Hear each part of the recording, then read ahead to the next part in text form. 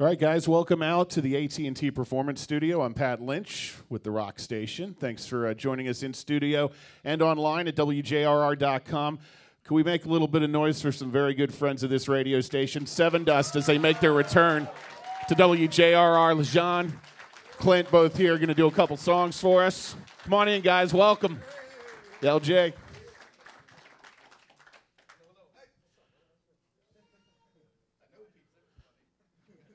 What's up, y'all? How you guys doing? Hello, hello. Welcome back to Orlando, guys. Thank you. It's good to be back. Tonight's the last night of the tour, so it's been a long haul. So, thank you, guys.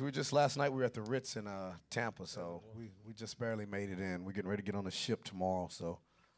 Nervous. And we'll be playing the show in like 10 minutes, so. So you guys are doing, we got a couple questions for you, then you guys are going to do a couple songs for us. You said tonight's the last night of the tour. Yes. Now, traditionally in the rock world, the last night of the tour means some shenanigans. I didn't even think about that. We've never been the jokesters, though. We got to come up with something. Yeah, we hadn't done that in so many years. 10 years, actually, did it on Halloween. They did impersonations of all of us while we were jamming. Like, you know, They came out dressed out like us. So yeah. They did a good job. It was funny, actually. Yeah. Jesse went a little deep. He actually kept his dreads that he cut off his head and made a dread wig and wore it. You know? Was that his real dreads? Yeah, those are his real dreads. He still has them? Yeah, it's weird. He went to a wig shop and freaked a lady out and asked her how to make a wig. She's like, for what? And he really made it. So, but it was even crazier because we were all dressed we were all dressed like Elvis when they came out. So it was cool. It was a Halloween show. So we did our shenanigans a few weeks ago. Now all right, well, maybe you're just showing the poker face, and there'll be some surprises later. You guys might be on the receiving end, though. You don't want to let your guard down. Oh, yeah. We love it. I mean, you know. All right. So you're going to have a packed house tonight. Orlando loves you guys. WJR listeners love you guys every time you guys come here. In fact, one of our listeners wanted to know, you guys have obviously played all over the world. Mm-hmm. How does our Earth Day birthday concert stack up to all the shows you do? I think it's one of the best, just because, you know, the Florida area is always beautiful. And I think before anything, this area to us has been there since the beginning. So it's always a different kind of energy at the show here for Earth Day birthday, you know. You guys actually set up base here for a while back in the day, huh? We were just talking about, we did Animosity here. Thirsty Whale, I was a regular. What's up?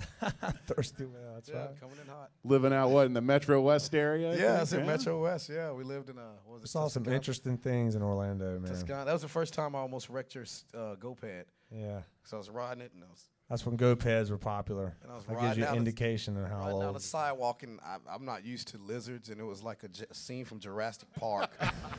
And like a million of these things from running down the sidewalk.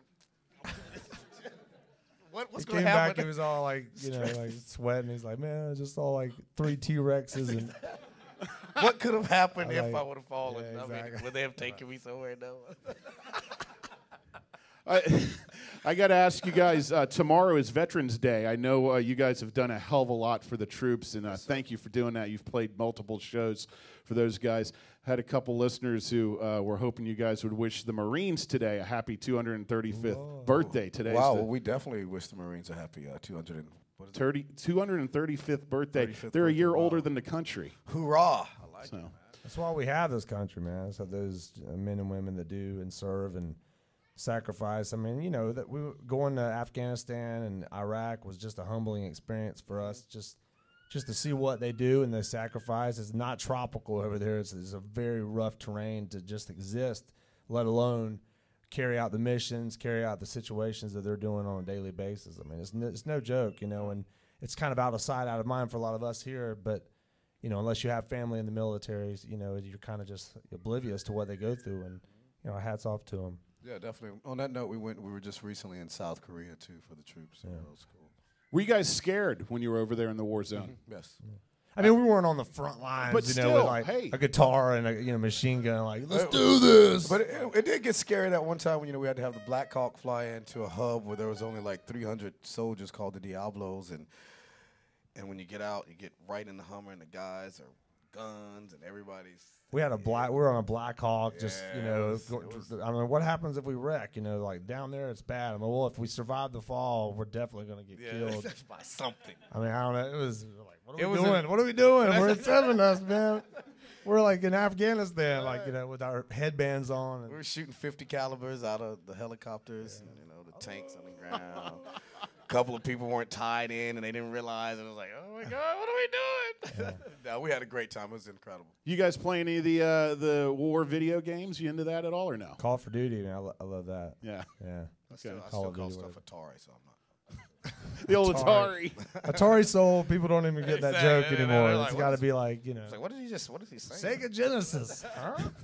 Dude, I got my quarters on top of the asteroids machine ready to go. Right on. All right, guys, you're going to play a couple songs for us. What are we going to do first here? Well, we're just going to do little Jesse's Girl. Little we're gonna Rick do a Springfield. Yeah, we're going to do a song called Black. I think everybody knows that song. We'll do acoustically. Thank y'all for being here. It's kind of cool. Jesse. No, I'm sorry. It's That Seven was Dust. sounding good. That was serious. They lived in the chain, did the hard, but they find it's just got them difficult. Sevendust live in the AT&T Performance Studio.